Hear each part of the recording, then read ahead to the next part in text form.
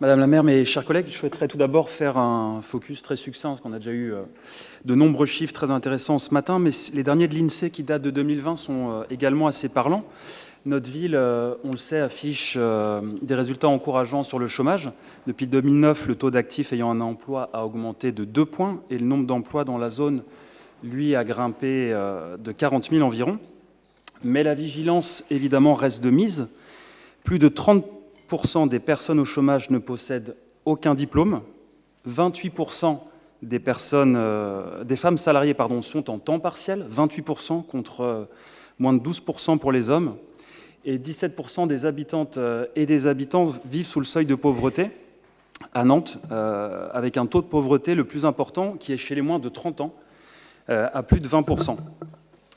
Nous le voyons donc, beaucoup de défis se dressent encore face à nous pour garantir une meilleure justice sociale, parce que c'est bien là l'enjeu principal, c'est celui de la justice sociale.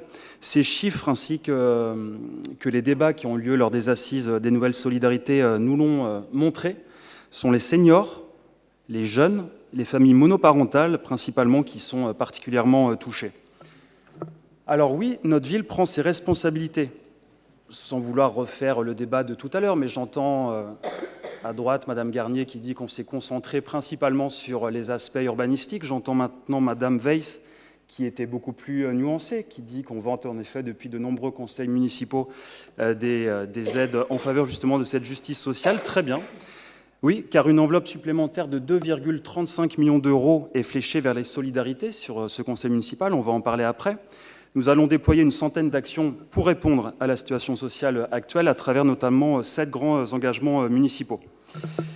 En complément, je souhaiterais en citer un de ces engagements en particulier, c'est la lutte contre l'isolement social. Monsieur Hureau, vous parliez tout à l'heure de mort sociale, c'est un mot extrêmement fort. Le sentiment de solitude reste élevé chez nous, avec 11 millions de personnes touchées en France, soit 20% de la population, ce qui est quand même assez énorme. Et comme le détaille l'étude Solitude 2022 de la Fondation de France, la solitude s'exprime davantage chez les jeunes adultes, dans les catégories aux revenus intermédiaires et dans des zones où la densité de population est la plus importante. Et on l'a vu aussi ce matin, le chômage est un facteur aggravant.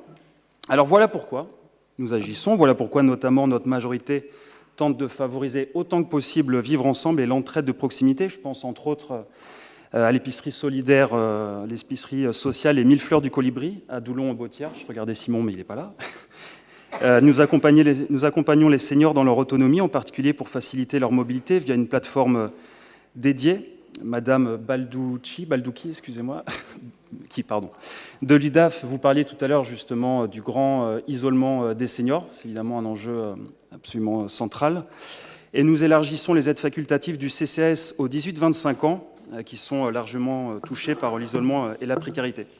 Alors, pour conclure, on le voit, les services publics, mais aussi l'action associative, c'est bien l'enjeu de vos interventions ce matin, constituent le patrimoine des personnes les plus défavorisées, comme le disait M. Hureau dans le cadre d'un jeu collectif à la nantaise, qu'on essaye d'encourager. Ils sont des leviers concrets pour l'égalité des chances, pour l'émancipation de chaque individu, quelle que soit son origine sociale. Ils sont la garantie d'une prise en charge juste et universelle. Alors, je finis. À l'UDB, oui, la société que nous voulons est accompagnante. Elle invente, produit, organise, propose les modalités d'accès aux services et aux biens communs. Cette société doit être pensée non pas pour, non pas en faveur des personnes les plus défavorisées, mais à partir d'elles et avec elles.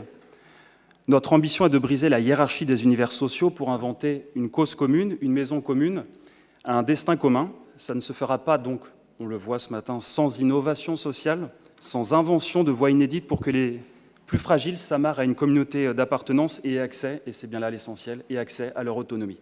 Merci.